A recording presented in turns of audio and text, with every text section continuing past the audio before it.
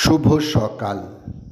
আজ 19শে কার্তিক 1432, ইংরাজি 6ই নভেম্বর 2025।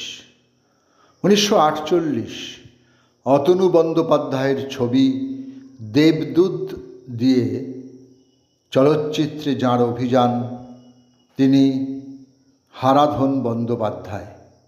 এরপর সত্যজিৎ রায়ের একাধিক ছবিতে সাফল্যের সঙ্গে অভিনয় করেছেন। এছাড়াও বহু টেলি সিরিয়াল ও মঞ্চনাটকেও তিনি ছিলেন একজন সফল অভিনেতা। 2005-এ ভারতীয় চলচ্চিত্রের শ্রেষ্ঠ সহ অভিনেতার পুরস্কার পান তিনি। ছবির নাম ক্রান্তিকাল। 2011 সালে পশ্চিমবঙ্গ সরকার তাঁকে বঙ্গবিভূষণ সম্মানে ভূষিত করে।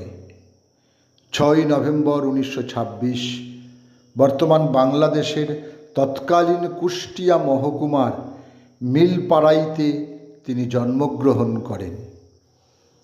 নীলকণ্ঠ পাখির খোঁজে, মানুষের ঘরবাড়ি, অলৌকিক জলযান ও ঈশ্বরের বাগান 4 পর্বে উঠে এসেছে দেশভাগের যন্ত্রণা নিয়ে ছিন্নমূল মানুষের জীবন ও তাদের সংগ্রামী জীবন। লেখক অতীন বন্দ্যোপাধ্যায়। আজ তাঁর জন্মদিন। 6ই নভেম্বর 1934 ঢাকার রাইনাদি গ্রামে তিনি জন্মগ্রহণ করেন। বাংলাদেশের একজন বলিষ্ঠ অভিনেতা, ব্যবসায়ী ও কলামিস্ট ছিলেন আলী যাকের। শিল্পকলার অবদানের জন্য 2019 সালে বাংলাদেশ সরকার তাঁকে দেশের দ্বিতীয় সর্বোচ্চ বেসামরিক সম্মান 21শে পদকে ভূষিত করে। 6ই নভেম্বর 1944 চট্টগ্রামের ব্রাহ্মণবেড়িয়ায় তিনি জন্মগ্রহণ করেন। 1970 6ই নভেম্বর 52 বছর বয়সে পরলোক গমন করেন ভারতীয় বাঙালি লেখক নারায়ণ গঙ্গোপাধ্যায়।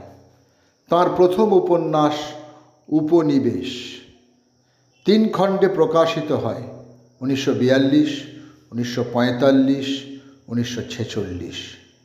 বড়দের জন্য রচিত উপন্যাস ও গল্পের জন্য তাঁর খ্যাতি অমর হয়ে আছে, কিন্তু শিশু কিশোর সাহিত্য রচনায় তাঁর খ্যাতি বড়দের চেয়ে কোনো অংশে কম নয়। টেনিদা তাঁর অনন্য সৃষ্টি। হরিহর জেঠিলাল জরিওয়ালা বা সঞ্জীব কুমার ছিলেন হিন্দি চলচ্চিত্রের একজন দিকপাল অভিনেতা। আজ তাঁর মৃত্যুদিন। 6ই নভেম্বর 1985 মাত্র 47 বছর বয়সে মুম্বাইতে তিনি শেষ নিঃশ্বাস ত্যাগ করেন।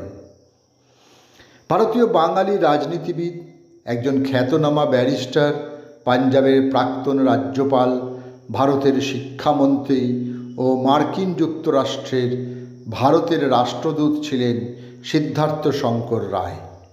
আজ তাঁর মৃত্যুদিন। সময়টা 2010। অরুণ দত্ত ছিলেন একজন ভারতীয় বাঙালি সঙ্গীত শিল্পী।